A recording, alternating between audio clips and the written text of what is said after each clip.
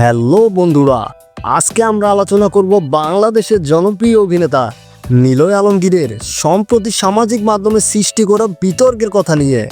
মক্কায় গিয়ে ছবি পোস্ট করার পর তিনি কেন এত সমালোচনার শিকার হয়েছেন তা নিয়ে আজ আমরা বিস্তারিত জানব। বন্ধুরা, যেমনটা ভিডিওতে দেখতে পাচ্ছেন, নিলয় আলমগীর সম্প্রতি মক্কা থেকে নিজের কিছু ছবি শেয়ার করেছেন, কিন্তু এই ছবিগুলোর সাথে অনেক নেতিবাচক মন্তব্য জুড়েছে। তিনি এসব মন্তব্য জবাব দিয়েছেন নিজের ফেসবুক পেজে। তো চলুন আমরা কিছু মন্তব্য পড়ে নেই। এখানে জাকির মাহমুদ নামে একটি ভাই কমেন্ট করেছে, অভিনয়টা ছেড়ে দিও ভাই। তারপরে বাবু আহমেদ নামে একজন কমেন্ট করছে, সারা জীবন নাটক করবেন আর বছর বছর ওমরা হজ করবেন, এতে কোনো ফায়দা হবে না, এখনো সময় আছে, তওবা করে আল্লাহ বাস্তে ফিরে আসেন। আর একজন তো জিজ্ঞেসই করে ফেলছে, অভিনয়ের টাকা দিয়ে কি হজটা করে ফেললেন নাকি।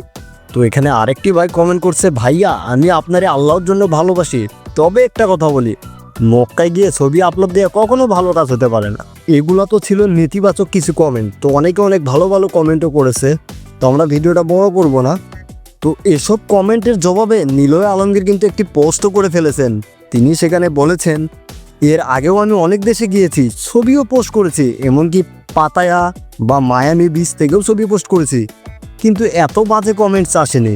মক্কায় এসে ছবি দিলেই যত বাজে কমেন্টস আসা শুরু করে, কারণটা কি কিছুই বুঝতে পারলাম না।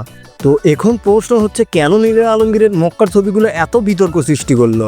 একদিকে যারা তার সমালোচনা করছেন তারা বলছেন যে এই ধরনের পবিত্র স্থানে ছবি তোলা অনুচিত, অন্যদিকে অনেকেই বলছেন যে ব্যক্তিগত জীবনে কেউ কোথাও গিয়ে ছবি তুলতেই পারে, তাতে কোনো সমস্যা নেই। তো বন্ধুরা, আপনারা কি ভাবছেন, নিলয় আলমগীর ঠিক ছিলেন নাকি তার সমালোচনা করা হচ্ছে? এই বিষয়ে আপনাদের মতামত কি অবশ্যই কমেন্ট বক্সে জানাতে ভুলবেন না। আর আজকের জন্য এটুকুই, দেখা হবে পরবর্তী ভিডিওতে। এরকম নতুন নতুন আপডেট পেতে আমাদের চ্যানেল সাবস্ক্রাইব করুন।